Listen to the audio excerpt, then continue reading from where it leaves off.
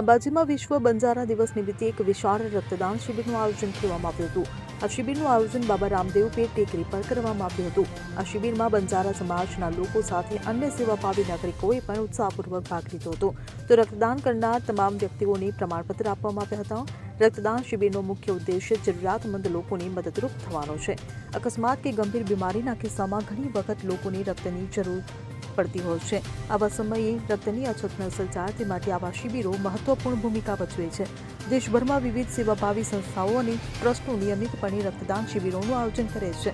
આ પ્રકારના આયોજનો થકી જરૂરિયાતમંદ દર્દીઓને સમયસર રક્ત મળી રહે છે. આ રીતે રક્તદાન કરનારા લોકો માનવ કલ્યાણમાં મહત્વપૂર્ણ યોગદાન આપે છે. Bureau report CN24 news. હવે જુઓ દેશ દુનિયાની તમામ ખબરો તમારી આંગળીના ટેરવે.